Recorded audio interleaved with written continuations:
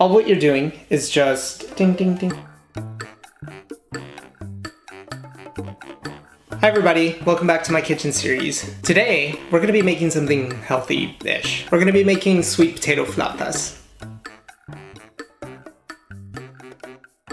When I make healthy food, I don't really like to compromise on flavor or texture. I don't really like to use like replacements and stuff like that. What I try to do is I just try to use like fresh ingredients that are both good for me and they taste delicious. What makes these healthy is that they're baked. That means that you're saving on calories there. So if you want to learn how to make them, just keep on watching. What are flautas? Well, flautas are little rolled tortillas that are stuffed with all sorts of things. A lot of people call them taquitos, which, you know, the proper word for them are flautas. Now, fun fact, flautas in Spanish means flute because they look like little flutes. Am I gonna keep that in? Sure, why not? Usually flautas are nice and crispy because they're deep fried, but I'm gonna bake them. They're still gonna come out nice and crispy, but you're saving on oil. This is one of my favorite recipes, and I hope you like them too. I mean, after all, I want you to eat good food. Here's what you'll need.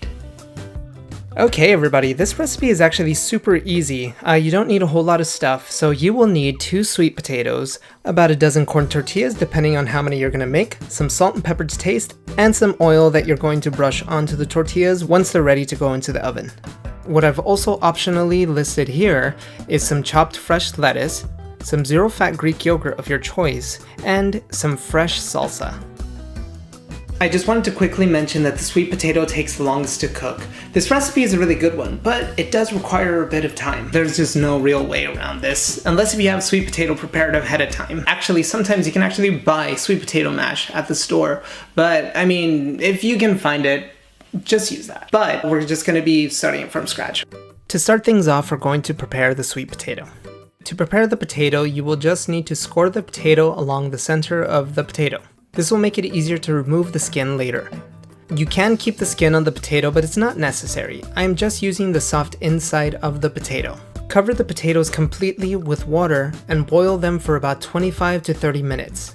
You can pierce the potatoes with a knife or fork. You'll be able to tell that they're finished if it's easy to poke through the potato. Once the potato has been cooled, you can peel off the skin easily.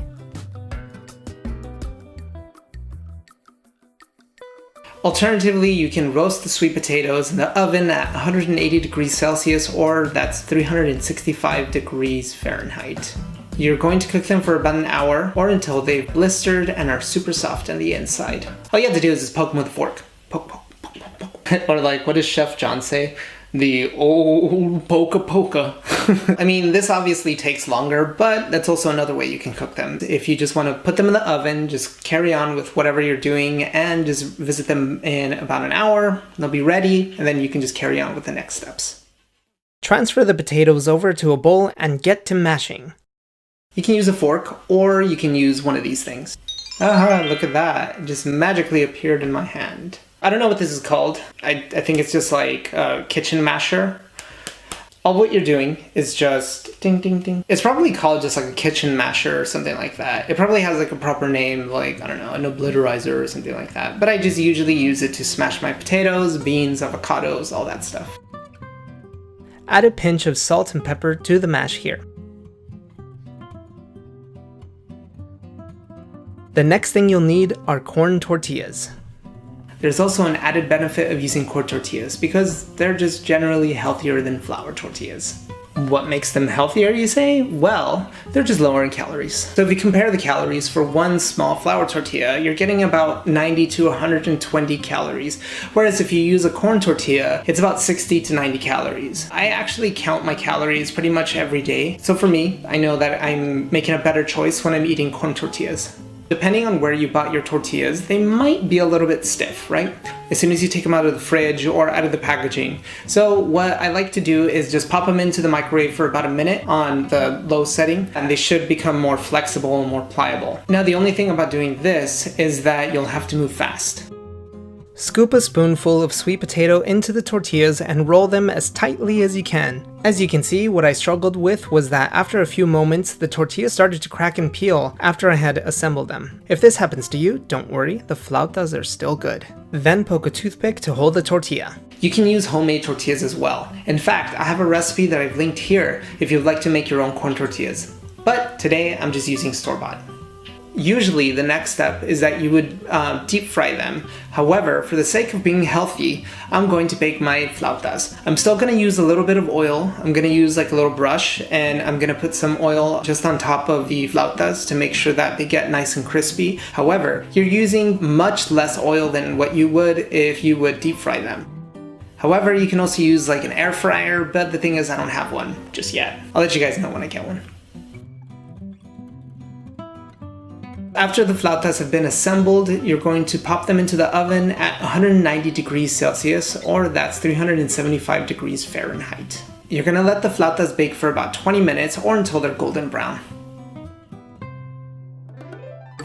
And that's all there is to it. I served the flautas on a bed of shredded lettuce and topped with zero-fat Greek yogurt.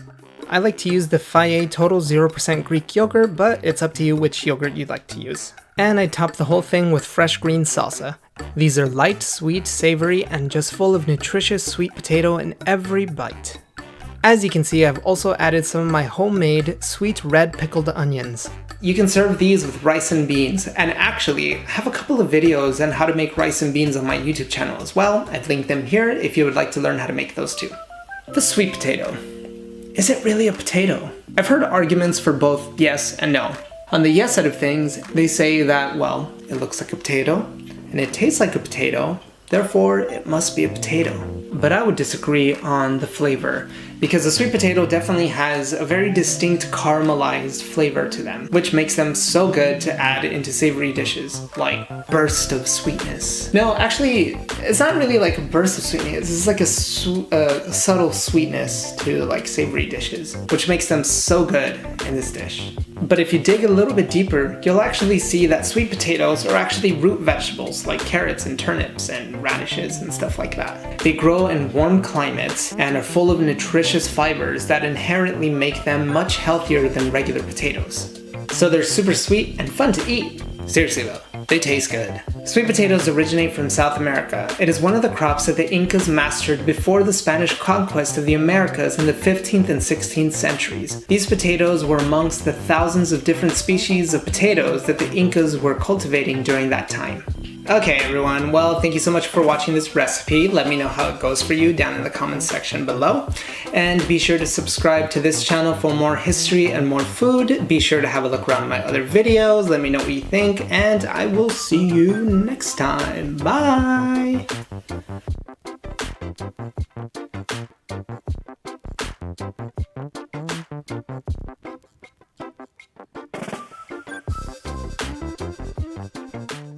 You're gonna let them bake for about 20 minutes or until they're golden brown.